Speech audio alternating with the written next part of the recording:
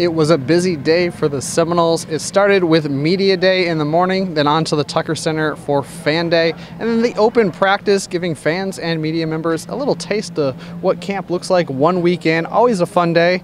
Well, we'll start with the offense. Jimbo Fisher said it on Saturday. He's been impressed with the wide receiver group, and I think you saw a little bit of that today with some guys making some really nice flashes. Yeah, I thought there were some really impressive moments. Keith Gavin had just a beautiful play down the left sideline, sort of tracking the ball in the air, making a move to lose his guy and bringing the ball in, looked really good. Naquan Murray, as he is wont to do, put on a show, is really just great at catching those short to intermediate passes, making a guy miss, and then catching that sideline. And Auden Tate doing what he does best, which is just overmatching guys physically. We saw him line up against some defensive backs who aren't quite as tall as he is, and not many defensive backs are, and it's just hard to hang with him. So that really, I think, is a good thing. Lawrence Dawsey today, earlier at Media Day, was saying how he's not sure that they've been, in his words, this thin at the position since he's been here, but he also isn't sure they've been this talented. So that top-end talent level with all those guys that they feel really good about, and it was on display. And, to say how good the receivers looked, for the receivers to look good, DeAndre Francois had to look pretty good, too, and I was really impressed by him. He just looks so much more,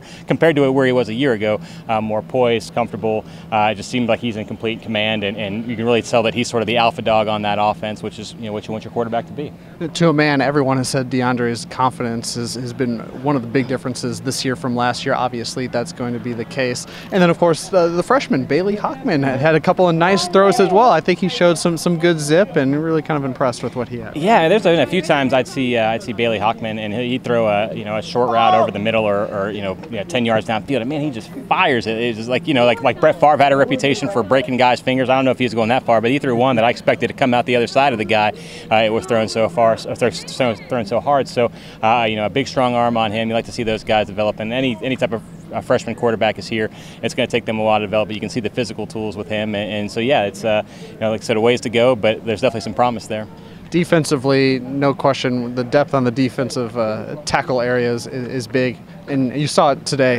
So DeMarcus Christmas really flashed and got into the backfield several times. It's an impressive group. No, it really, really is. They make it hard on the offensive line, and we know Derek Nottie, what he's capable of doing. And DeMarcus Christmas said, last year it sort of established himself with a reputation for getting his hands in the air and blocking those passes, which of course is a great thing. But we saw him just really be disruptive and kind of push that pocket back, which is what you're going to want to see when they're playing somebody with another colored jersey. So great stuff from him. I thought Frederick Jones looked really good. I thought he came on by the end of last year, and starting today, when we get to see him, looks like he's taken another couple steps forward. Like what you see out of him. That defensive line is going to be really good. That Brian Burns, really looked really good. I don't know, man. It's what do you say about that defensive line? They're going to cause some problems for a lot of people.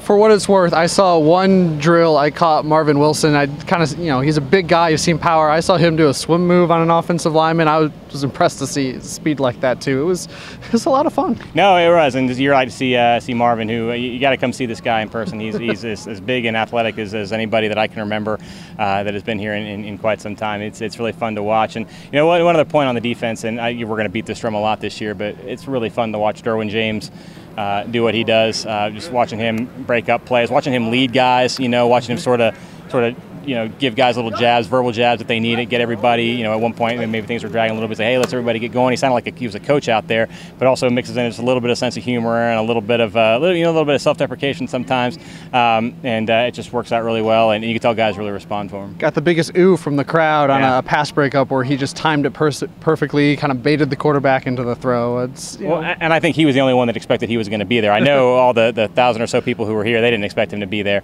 So he can make up a lot of ground in a short amount of time. There you have it. It was Media Day as well. We talked to the coordinators. Tim was live on Facebook. Go to the Florida State football Facebook page if you want to watch those. There's some really insightful, good interviews from Tim this morning. And of course, we'll have a lot of content coming from that as well, all camp long. Make sure you stick with the Noles Insiders and Seminoles.com. So for Tim, I'm Lane. Go Noles.